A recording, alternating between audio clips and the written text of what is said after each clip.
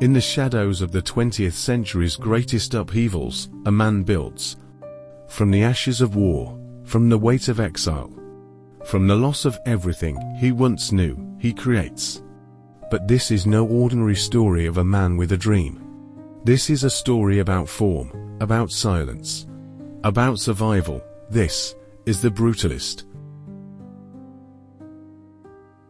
It begins with a name, László Toth, a Hungarian Jewish architect, recently displaced by the chaos of World War II.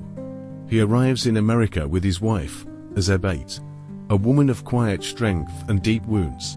The year is 1947. New York greets them not with opportunity, but with rain, concrete, and cold stares. They don't speak the language, they don't know the rules. But László knows how to draw. He knows how to shape space, carve voids, and build with integrity. Through a contact in a refugee housing office, he's introduced to a wealthy industrialist West Coast based who offers him a peculiar proposition. Leave New York, come build something timeless, something bold, something American. The Toths travel west to California, but not the palm tree, Golden Coast, California. Instead, a barren stretch of land where the sky meets the desert. Here, László is given freedom and isolation. He's tasked with designing a monumental estate, part utopia, part fortress. The patron, a reclusive magnate obsessed with modernism and legacy. His name is Preston Hannigan. László works in silence. His sketches are brutal, angular, alien to the American eye. Elizabeth watches from afar, her own dreams dissolving in the dust. But the land speaks to László. Its emptiness calls to his memories of home, of what was lost. He builds. As the house begins to rise, so does László's reputation. His work is unlike anything the West Coast has ever seen. Slabs of concrete that defy gravity, rooms that trap sunlight, corridors that hum with quiet menace. Critics are confused, peers are divided, but Hannigan, he's obsessed. He wants more. Schools, civic centers, churches without God. László is drawn into a strange, secretive world where art meets ideology.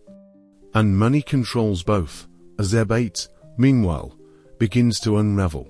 She is haunted by her past, by their childless marriage, by the emptiness of the Californian sun. The Toths are now fixtures in elite circles, but never fully welcome. Dinner parties buzz with fake smiles. László is treated like a fascinating relic, an exotic genius. Behind closed doors, he sketches furiously. Not just buildings, but nightmares, towers that lean, foundations that crack. He's chasing perfection, haunted by failure. Flashbacks reveal the ghosts of his past, a ruined synagogue, a family torn apart, a younger man full of hope. He tries to make sense of it all, the only language he knows, architecture. His relationship with Hannigan begins to strain. The industrialist becomes erratic, demanding monuments to control rather than beauty. László is at the height of his power. Magazines call him a visionary. But his buildings are getting colder. His lines sharper. His heart more distant. Elizabeth disappears 4 days at a time, retreating into silence. A young apprentice enters the story, eager, naive. László sees a version of his younger self in the boy. And something more dangerous, a new commission arrives. The most ambitious yet, but something is wrong. The foundation won't hold, not the physical one, not the emotional one, not the moral one. We begin to suspect. This isn't just about architecture anymore. The lines blur between obsession and madness. László is unraveling mentally, spiritually. Elizabeth confronts him, on one of the film's most powerful scenes, demanding to know why he builds only with stone, not with love. László answers with silence. We see visions of Budapest before the war, of the boy he once was, of his mother, a violin, a bomb, a wall of smoke. And then something shifts. The final project begins. The desert swells with heat. Birds vanish, workers leave. Only László remains, alone, focused, building something that might destroy him. We will stop here. To reveal what László creates would be to reveal the soul of this film. The climax of The Brutalist isn't loud. It isn't fast, but it is unforgettable. It is the kind of ending that lingers, that echoes like footsteps in an empty hall, and leaves you wondering not just what happened, but what it meant.